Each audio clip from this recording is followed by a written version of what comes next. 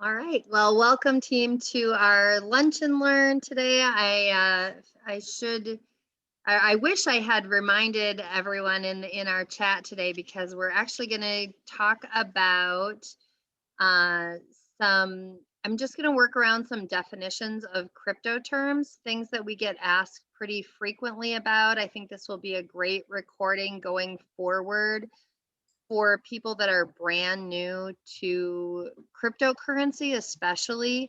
And that's probably not too many of you that are on the call today, but I still think that this will give us some good food for thought, good place to send people when they're brand new. And I'm actually going to work through a list here of some terms, a little bit sort of alphabetically, but not really. So let's just start at the fact that one thing I'm noticing very frequently is a lot of times people use the term, um, they use the term Bitcoin and cryptocurrency almost interchangeably. And that's not the way we need to think about it. Like, we need to think about cryptocurrency is basically just the overarching term that means all digital tokens or coins. Okay, it really is talking about all of them. Bitcoin just happens to be the very first one, and within that, so it's almost like Bitcoin is the brand name, the most well-known brand name of.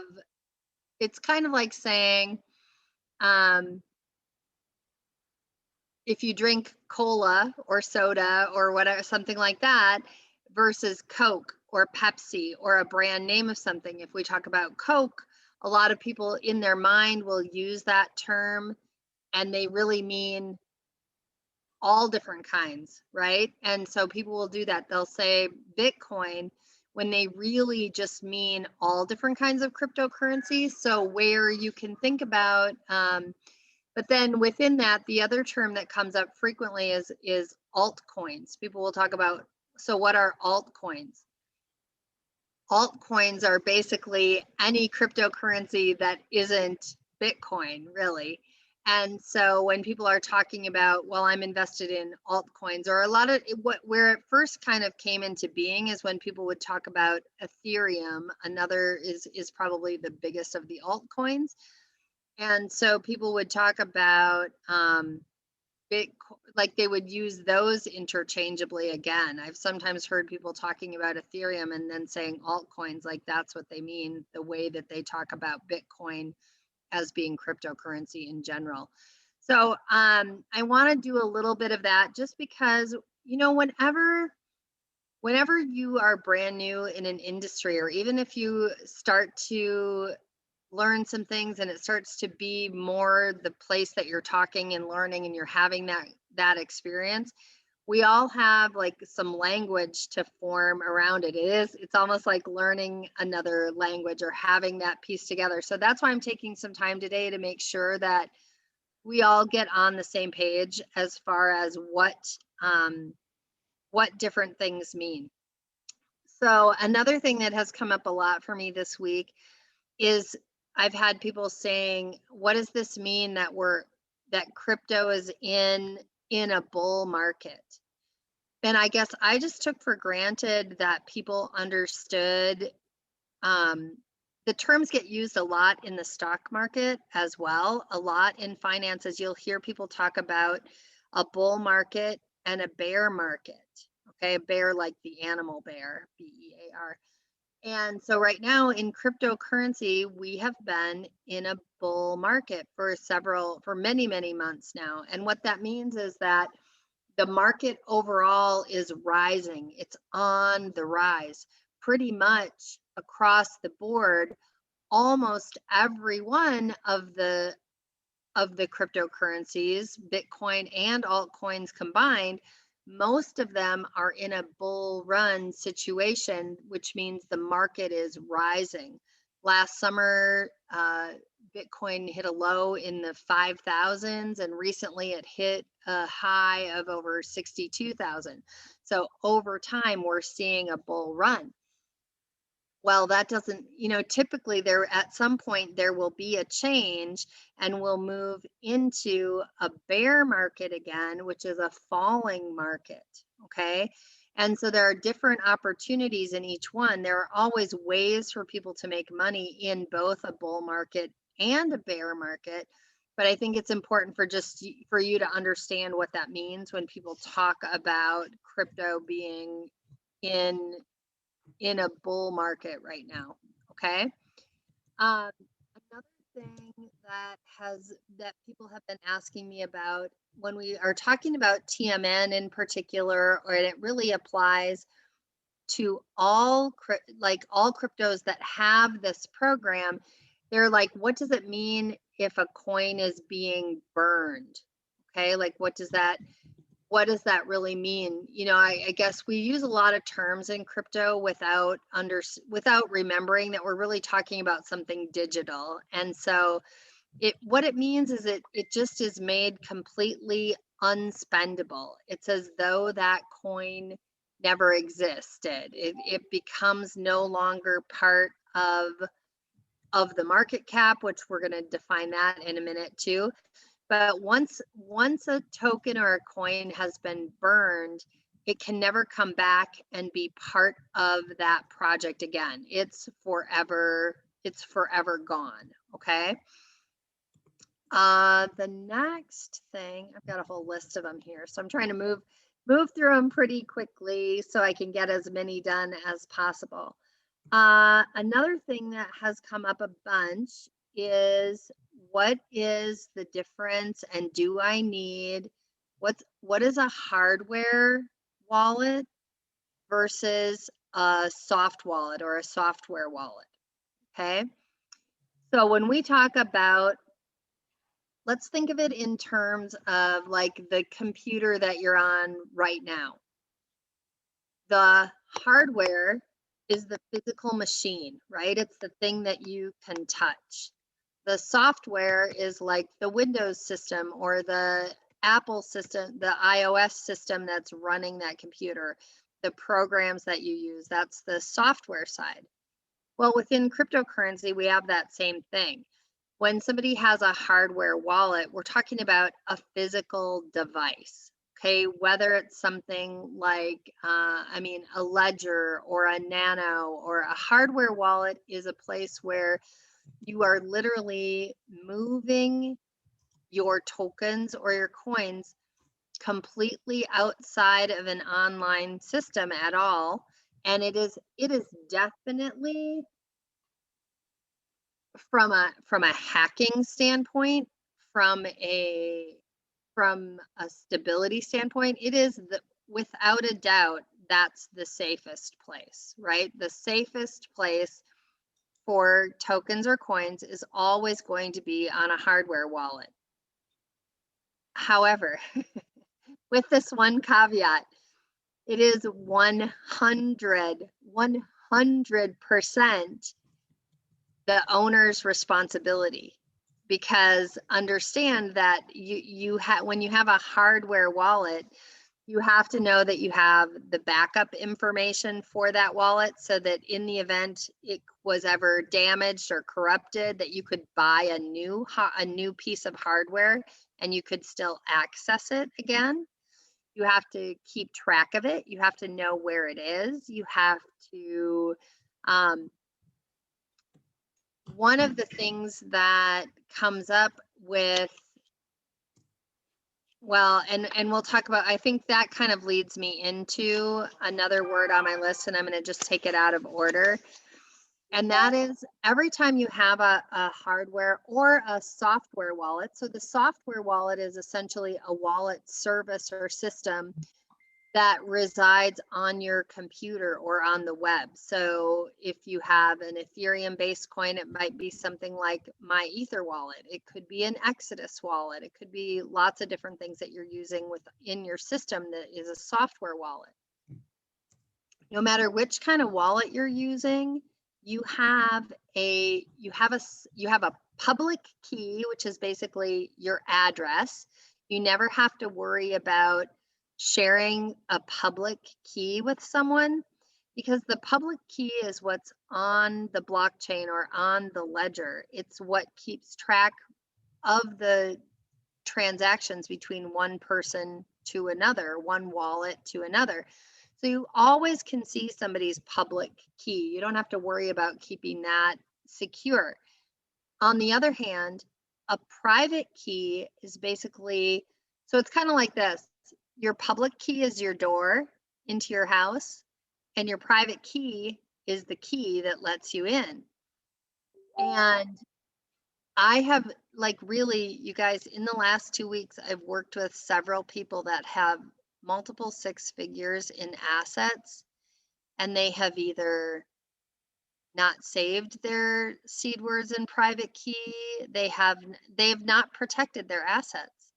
And I can't even tell you, it's a devastating thing because people ultimately know, like, what if you had hundreds of thousands of dollars at the bank and they built a big wall around the outside of it? There's the bank, you can see it, you know that whatever you have is inside, but it's a fortress. There's no way to get in. There's nothing without a private key, there is literally no way. And by private key, when I say private keys, I mean a couple different things. There are typically about 3 ways to get into a wallet. They can be what people call a passphrase or seed words. If you're ever asked to save seed words for a wallet, they're often really common words. I have one that has like cheese and onion and, door and like they're just common words, but you have to enter in some of those seed words in order to open a wallet. Or you might have to use this private key, which is 60 characters long, not a thing you're going to want to type in. You're going to want to have that private key saved somewhere. Or you can sometimes also, especially in a software wallet, you can use a file that was downloaded when you created that wallet and a key store file, and you can get back in that way. So they give you more than one way in, but here's what I'm seeing. Sometimes people create this wallet, and what happens is they take for granted that this wallet is going to be like somebody else is handling it, like somebody else ultimately can re-access that in the future. And that is simply not the case. If you don't keep the keys to your if you don't have your private key to a wallet, no one else can get that back for you. No one can ever, it doesn't matter where you created it, it doesn't matter how you created it, and there's no way to recover it. So we kind of live in a situation and in a society where, and I do it too. You go to log into something, even your email, and because we're so trained that our passwords are saved and we just think to ourselves, well, if I can't get that, if I can't get in, I can just click forgot password. I can just say, I can just call the company, or I can email support. I can do something like this. And surely, like, I have had 2 people say to me, well, surely that can't be the case, that nobody can access this wallet. Well, surely it is 100% the case. It is only you, the person who creates that hardware or software wallet and gets those private keys. That's a one-time opportunity. You can't log in later and get it unless you log in with one of those other. You have to know those ways to log into a wallet because it's the only way you can recover your assets. So I know lots of people who have massive appreciation in their assets. They bought crypto when it was low. Now we are in this bull market and they have crypto that's worth a lot of money and they have no way to access it. One of the things I do on the side is I help people that may have created this on their computer to go look for the right kinds of files, to go look for those private keys because they just didn't save them with a good system. So within that, so within defining that, my recommendation to you all is have a really solid written system in your mind of exactly how you do that. If you need to create new wallets, if you need to get new keys, know how you're going to do it.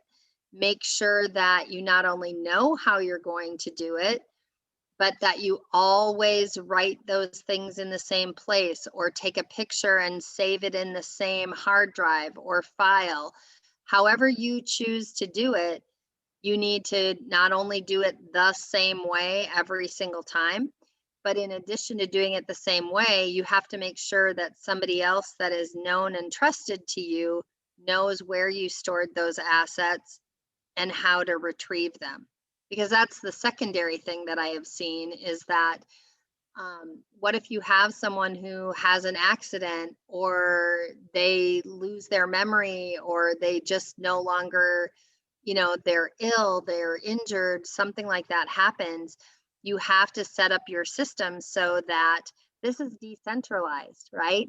No one's coming to ride in on a white horse and save the day and help your family recover those assets.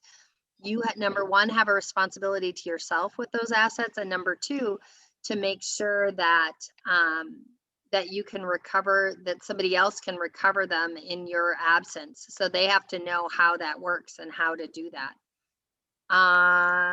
Okay, so next one, and I'll probably leave 5 minutes at the end in case any of you have another one that you want to talk about. So somebody asked me, what does it mean when I talk about the ledger, or if I just say the ledger? So think back to like old timey, like when people would talk about, you used to be able to buy a book even that said ledger. It's really just a record of financial transactions. When we keep a paper ledger, or when an accountant keeps a paper ledger, they write down the date and they wrote down maybe the amount of a transaction and who that transaction went to. Okay. Well, that's exactly what the blockchain is. The blockchain is a giant ledger. And so I do kind of use that term a little bit interchangeably. I'll say blockchain or I'll say ledger. And in the blockchain or in the ledger, you see transactions. P2P or peer-to-peer transactions means from one public wallet to another public wallet. You will see in the ledger, it will say the date, the hash or that hash graph, which is the big long TX ID, transaction ID. That is another way to find things in the blockchain, to find a specific transaction. They all have an identification. You can see the two public wallet addresses. From this address to this address, this token or coin was sent, and you can see the amount. So in that sense, it's very transparent and it's very public because I can go out and look at every single transaction that was made. Not unlike what you would see, like if I went and looked at the cash register receipts from a store in a given day, we'd be able to see all the transactions that were made, but what we wouldn't know is who made them, right? What the store did for business would all be there, just like in the ledger. It's all public, it's all there, but we don't know who represents those two wallets. We can just see the amount of the transaction, what time it occurred, and from which public wallet to which public wallet. But we don't necessarily, we absolutely don't know the people behind that transaction. Now, let's say that you're checking out at a store and the person says, oh wait, I forgot to ring up this last item. So sometimes they can change that transaction or they can do something. That's not how the ledger or the blockchain works. You can only append or change a transaction by making another transaction. So if I owe Walter I will do it the other way. If Walter owes me 1 Bitcoin, and he only pays me 9/10 of a Bitcoin, the next transaction is like you have to have another transaction of the 1/10. He can't take back the 9/10 and then send another one. It's literally the only way we make changes in the blockchain is by making another transaction. So the beauty of that and one of the reasons that provides us with so much transparency is that nobody can ever shave anything out of a transaction, or there really can't, you can always follow the trail in the blockchain.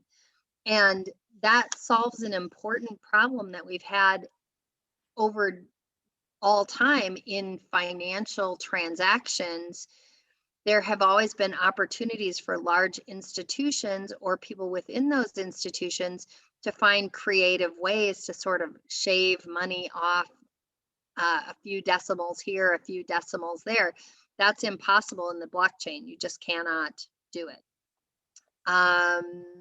Okay, so what does it mean when people say HODL, HODL? It all goes back. There's a story about how at first somebody typed the word hold. They meant hold on for dear life, and they typed HODL.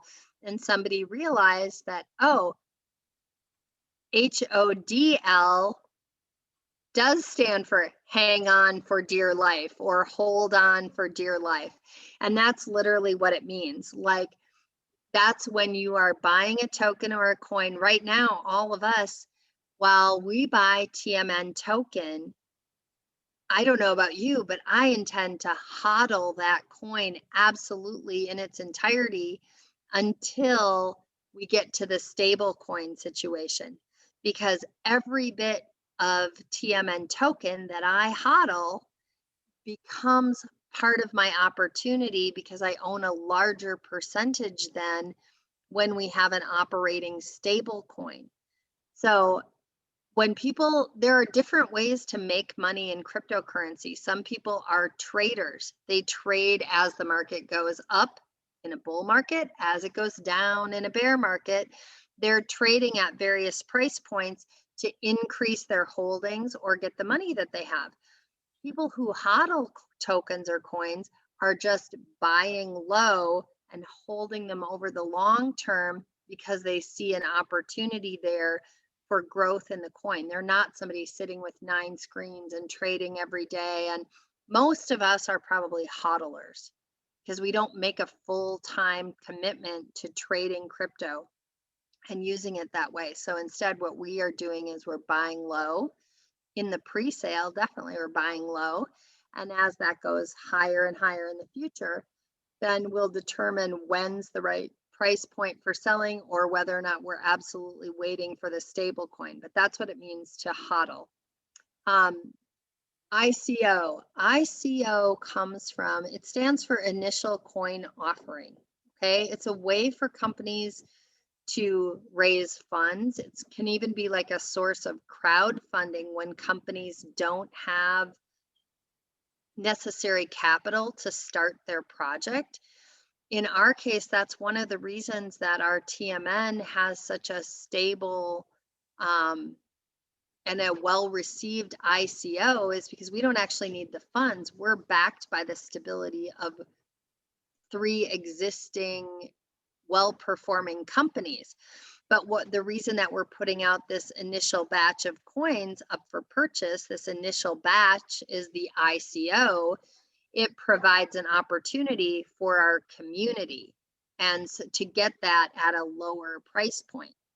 So that's the beauty of an ICO. And it really comes from, in the stock market, you'll hear about people often if they know people who own a company or run a company, or if they're employees, sometimes they get the chance to participate in an IPO, which stands for initial purchase offering. So if you see IPO, they're talking about some kind of a stock opportunity.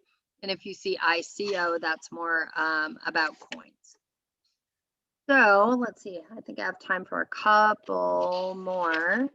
Let's talk about, I have 2 more that I really want to quickly go over. So let's talk about When people talk about the market cap of a coin, what does that mean? And so it's short. Market cap is short for capitalization. Okay, so what market capitalization is, that's defined as the total number of coins that are in a supply.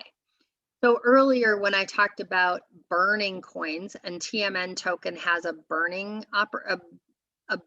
program in place. So that means that over time, our market capitalization will definitely, our market cap will be affected by the fact that the number of coins is going to be going down. But there's more to it. In the market cap, it's the total number of coins in the supply multiplied by the price. Okay, so when you see the market cap, or somebody says, well, what's the market cap on that coin? It's the number of coins in circulation times the price of the coin.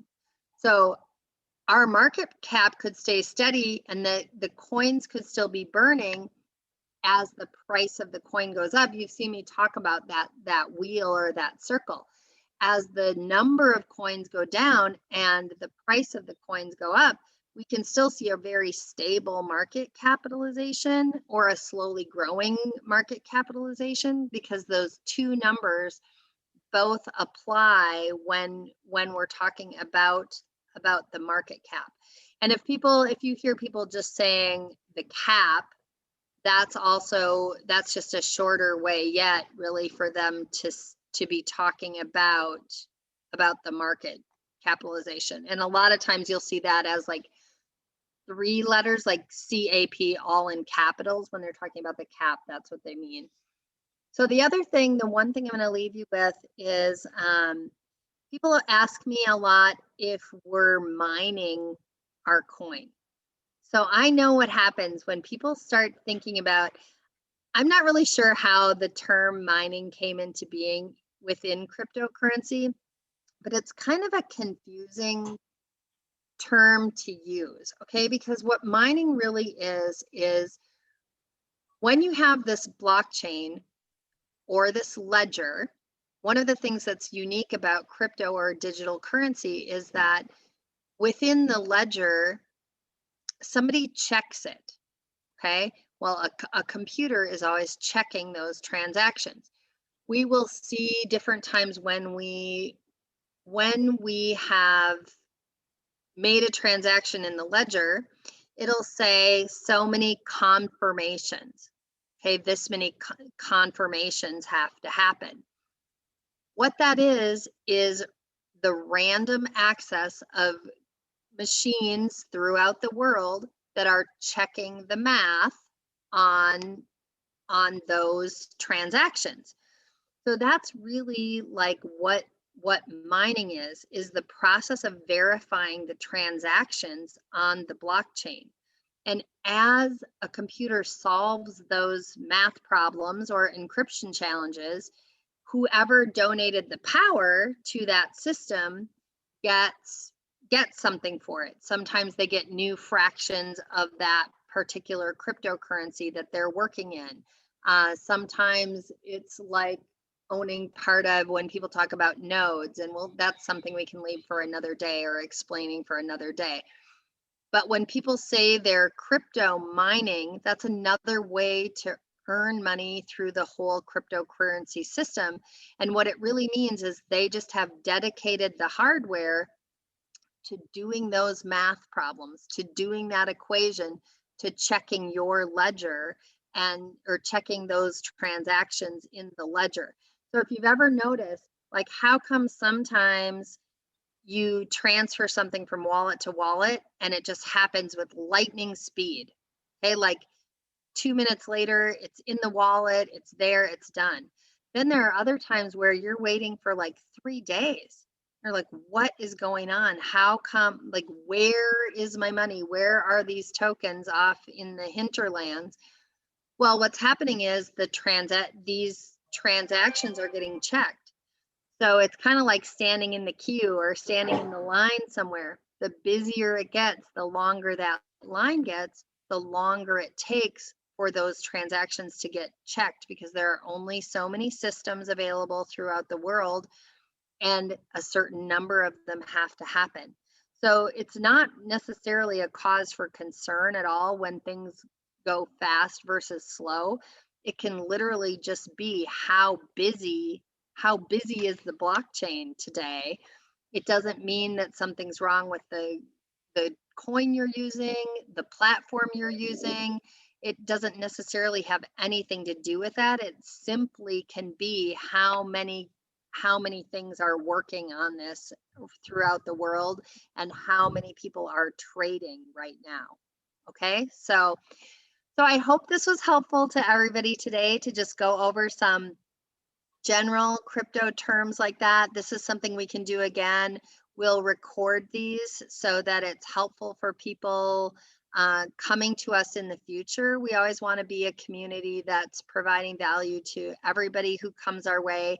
Even though not all of this is specific to TMN, I think this is great information to have for people that are working alongside of us. You want, not only do you yourself want to understand this, all of the terms around cryptocurrency, so you can speak intelligently about it and answer the questions of the people you're working with, but it also helps you to pass that information along to people that are brand new in a system. So if we're using the right terms, then we're creating a culture in our community of understanding. The thing I want, when I first started being involved in crypto 4 years ago, it was it's easy for some people to grasp, and it can be extremely challenging for other people to grasp because it's a little complex. And so we would often find that people they knew they wanted some, but they would just kind of throw up their hands and say, "Can you do this for me? Can you just do this or take this over?"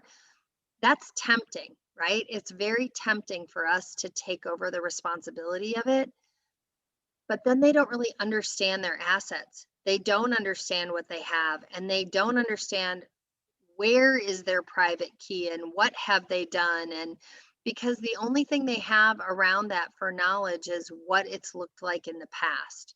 So even though it takes us a little longer on the front end, this gives us the chance to help people into that understanding, and help us to know what they need to know to move forward. The most important thing about what I said today is that simply people must understand they are 100% responsible for their assets. And the other thing is private keys.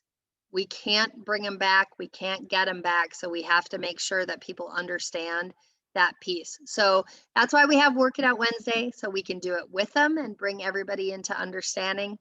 So with that, I will leave you all today from Lunch and Learn. At the top of the hour, you're welcome to join us for Work It Out Wednesday if you or any of your team have issues to solve. And we will be there again tonight from 7 to 9 p.m. Central Time as well. So thanks for joining me, everybody. Have a great day.